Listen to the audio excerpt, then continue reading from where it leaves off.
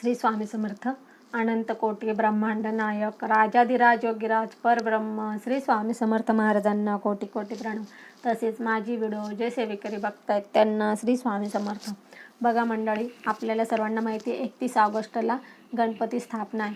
म्हणजेच त्या दिवशी भाद्रपद शुक्ल चतुर्थी आहे आणि त्या दिवशी गणेश चतुर्थी म्हणून आपण त्यांना संबोधतो आणि त्या दिवशी आपण गणेश स्थापना करतो. प्रत्येकाच्या घरी गणपती बसतात. त्या दिवशीचं वातावरण एकदम आनंदाचं असतं आणि त्या उत्साहाचं असतं आणि आपण सर्वांना माहिती किती आनंदात आपल्या घरी गणपती वगैरे आणतो. आता आपण गणपती नुसता आणायचा आणि बसवायचा त्याच्यात नाही, पण आता आपण आज काय करणार आहे तर आपण आज गणपती कसा बसवायचा आणि काय काय सेवा करायची हे बघणार आहे.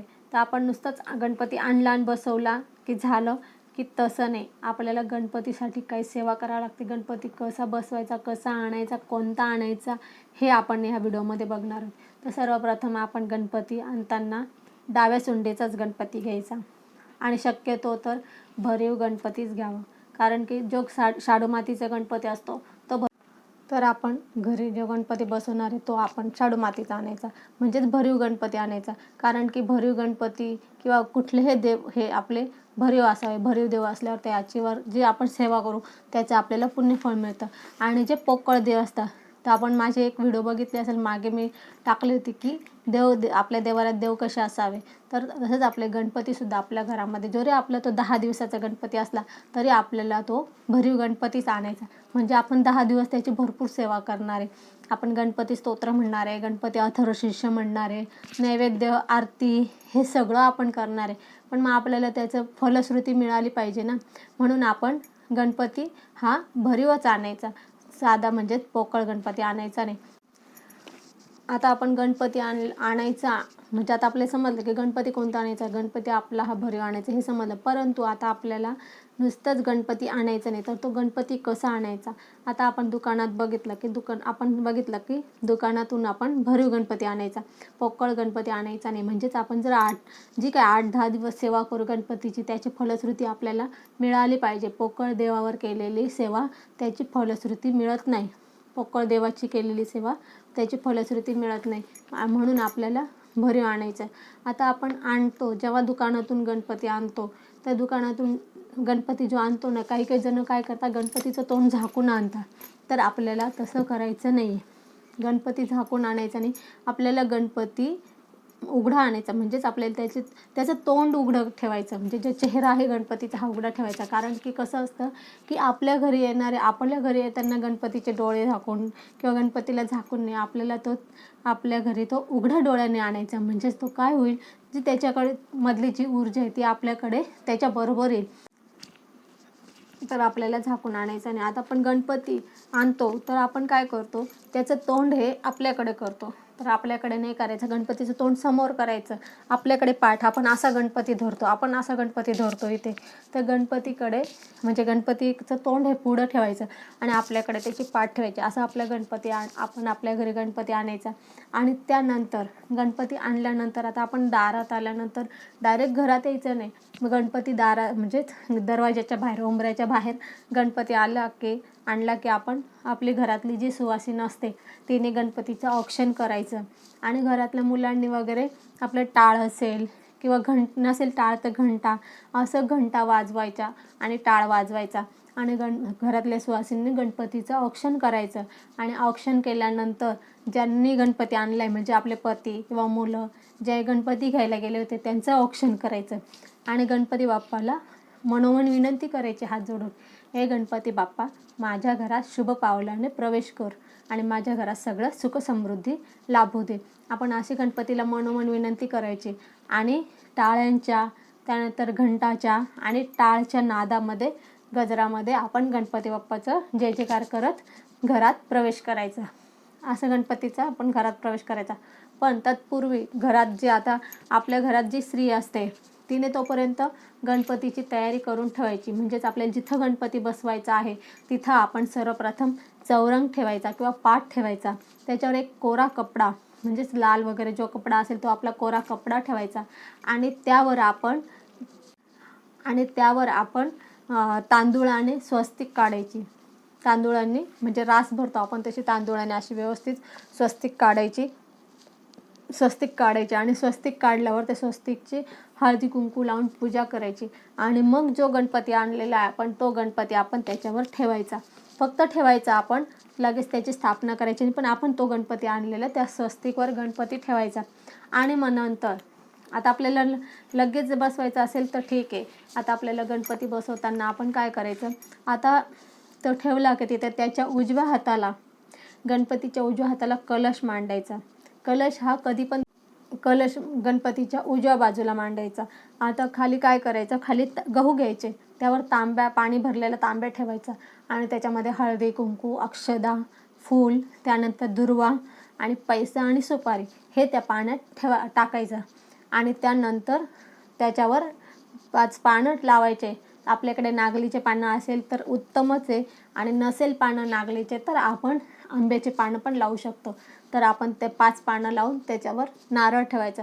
नारळाची शेंडी ती वरती करायची, असं आपण नारळ ठेवायचे आणि तांब्याला 5 बोटं कुंकवाचे म्हणजेच कुंकू पाण्यात कालवून ते ओल्या कुंकूचं 5 बोटं उमटवायचे. आता ते 5 बोटं उमटवायचे हे पण आपल्याला कसे की ते कुठून कुठे, तर ते बोटं आपल्याला उत्तरेकडून असे हे करायचे, म्हणजेच उत्तर दिशेपासून असे 1 2 3 4 5 असे आपण उत्तरेकडून त्याला हे करायचे, म्हणजे उत्तरेकडून आपण त्याला सुरुवात करायची आणि असे 5 बोटं कुंकवाचे आणि 5 बोटं उमटवायचे आणि 5 बोटं उमटवल्यानंतर मग त्यानंतर आपण गणपतीच्या डाव्या साईडला पत्री ठेवायची. पत्री डाव्या साईडला ठेवायची. गणपतीला पत्री ही खूप आवडती आणि गणपतीची प्रिय पत्री म्हणून हा पत्री आपल्याला गणपती ज्या दिवशी बसवतो त्यावेळेस आपण गणपतीबरोबर पत्री अवश्य आणतो आणि ती आणली की ती डाव्या साईडला ठेवायची. त्यानंतर पुढे जर आपली इच्छा असेल तर 5 फळं ठेवायचे. 5 फळं ठेवले, कसं असतं ते 5 फळं ठेवले पण काही जण काय करतात ते फळं 10 दिवस ठेवतात. मग 10 दिवस ठेवल्यामुळे काय होतं, त्याच्यावर चिलटे बसतात, डास बसतात, त्याच्यावर किटाणू बसतात आणि मग ते फळं आपल्याला खाता पण येत नाही. आपण जर 5 फळं ठेवले तर आपण ते दुसऱ्या तिसऱ्या दिवशी खाऊ शकता, काहीच प्रॉब्लेम नाही. गणपतीचा प्रसाद म्हणून खाऊन घ्यायचे. नाही तर मग ते तसंच ठेवतात, मग ते सडतात, ते खराब होतात, तरी आपले तिथंच असतात आणि मग त्याच्यावर सगळे किडे माकुडे बसतात. मग आपल्याला ते नंतर खाता पण येत नाही आणि उलट आणखी तिथं घाण होऊन जाते. म्हणून आपण ते 2 दिवसाने प्रसाद म्हणून खाऊन घ्यायचे. जर फळं ठेवले तर शक्यतो ठेवले तर खाऊन घ्यायचे, नाही तर मग नाही ठेवले तरी चालेल. फक्त आपण एक फळ ठेवून द्यायचं, जे फळ आपलं 8-10 दिवस राहिलं असं फळ ठेवायचं आणि त्याच्या पुढे 2 जोड पानं घ्यायचे, त्याच्यावर सुपारी मांडायची म्हणजेच गणपती म्हणून. आता हे जे गणपती आपला तो हल्ला बिल्ला तर म्हणून आपण एक जोड पानावर सुपारी ठेवायची. अशी आपली गणपतीची पूजा मांडणी असेल. आणि आता गणपतीची पूजा मांडणी झाली पण आता गणपती बसवायचे, स्थापना करायची, त्याची म्हणजे पूजा खूप मोठी. गणपती स्थापनेची पूजा खूप मोठी. ती आपण पूजा डिस्क्रिप्शनमध्ये पूर्ण डिटेल्स देऊ. कुठल्या वेळेला काय मंत्र म्हणायचं हे सगळं मी डिस्क्रिप्शनमध्ये टाकणार आहे. ते आपण बघून तशी आपण पूजा करा. गणपती स्थापना तशी करा. आपण जर तेवढं सगळं सांगितलं तर आपली व्हिडिओ खूप मोठी होईल. म्हणून ते सगळं आपली माहिती जी आपण ती डिस्क्रिप्शनमध्ये देणार आहे. आपण आता ओरली जेवढं थोडक्यात सांगता येईल तेवढं सांगू. तर आपण पहिले मग गणपती आता स्थापनेची सुरुवात करायची. तर आपण सर्वात पहिले संकल्प करणार आहोत. संकल्प करणार आहे, नंतर गणपती स्थापना. आता गणपती स्थापनेत म्हणजेच गणपतीची आपल्याला स्थापना करताना काय करायचं की गणपतीवर गणपती अथर्वशीर्षांचा अभिषेक करायचा. गणपती आता तुम्ही म्हणाल अभिषेक केलं म्हणजे गणपती तर मातीच आहे, तो तर पूर्ण विरघळून जाईल. तर आपण तसं करायचं नाही. काय करायचं, एका भांड्यात पाणी घ्यायचं आणि फूल जे आपल्याकडे फूल असेल, जास्वंदाचं फूल असलं तर उत्तम, लाल जास्वंदाचं फूल घ्यायचं, ते पाण्यात असं बुडवायचं आणि गणपती अथर्वशीर्ष म्हणत फक्त गणपतीच्या डोक्यावर असं थोडं पाणी शिंपडायचं. ती मातीची मूर्ती असल्यामुळे आपल्याला फक्त पाणी शिंपडावून अभिषेक करावा लागेल. तर असं आपण 21 वेळा गणपती अथर्वशीर्ष म्हणून गणपतीचा अभिषेक फुलाने पाणी शिंपडून करायचा. आता आपण उदाहरणार्थ आता तुम्ही म्हणाल 21 वेळा म्हणायला खूप वेळ लागला मला. तसं काही नाही, 21 वेळा म्हणायला आपलं पाठ असलं तर पटपट होतं. पण ठीक आहे, जर आपल्या घरात 4 माणसं असेल, 5 जण असेल तर आपण ते विभागून घ्यायचं. म्हणजेच उदाहरणार्थ आता आपण 4 माणसं आहे आणि 21 वेळा वाचायचं आहे, तर मग आपल्याला किती वेळा वाचावं लागेल, मग 4 पंचे 20 मग 20, मग आपल्याला 5 वेळा वाचलं तर आपले 20च वेळा होता, म्हणून आपण 6 वेळा वाचायचं. असं आपण सगळे मिळून 21 वेळा वाचलं तरी चालतं. असे आपण गणपती स्थापनेच्या वेळेस गणपतीचा अभिषेक 21 वेळा गणपती अथर्वशीर्ष म्हणून करायचा. म्हणजेच आपले मग त्या दिवशी मग काय होतं की आपण जेव्हा 21 वेळा गणपती अथर्वशीर्ष म्हणून गणपतीचा अभिषेक करतो तर त्या मूर्तीमध्ये देवत्व येतं. आणि कुठल्याही मूर्तीमध्ये देवत्व येण्यासाठी त्याचा अभिषेक करावा लागतो आणि त्याची षोडशोपचार पूजा करून त्या मूर्तीमध्ये त्या देवाला विनंती करावी लागते की ह्या मूर्तीमध्ये तुझं देवत्व येऊ दे, तुझी ऊर्जा येऊ दे, अशी आपल्याला विनंती करावी लागते. मग अभिषेक झाल्यानंतर त्या गणपतीचे आपण षोडशोपचार पूजन करायची. षोडशोपचार पूजन म्हणजे काय?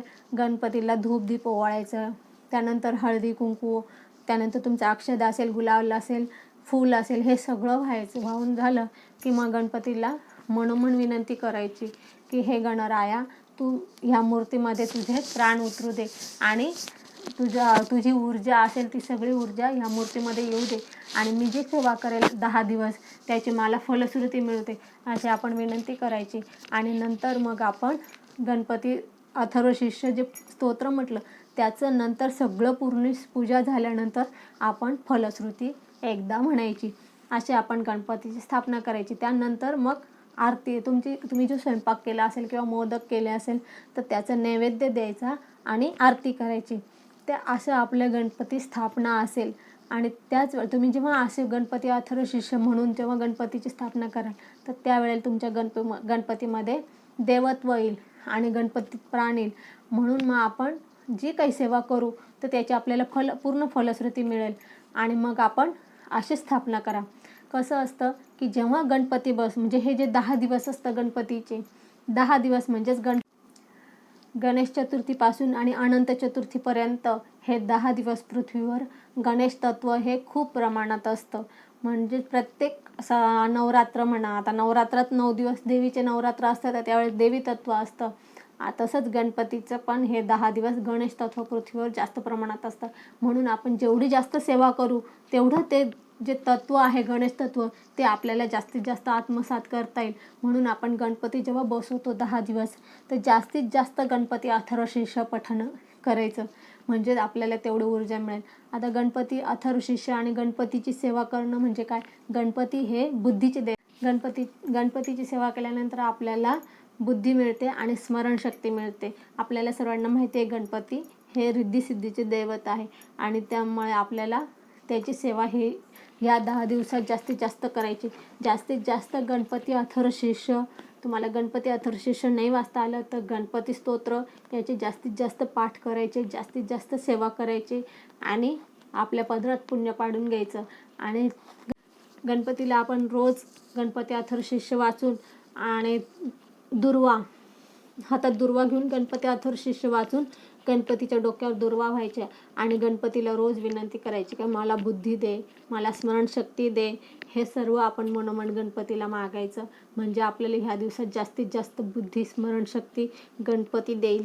आणि आपल्याला जर ही व्हिडिओ आवडली असेल तर लाईक शेअर कमेंट करा आणि माझ्या व्हिडिओला सबस्क्राईब करा. श्री स्वामी समर्थ.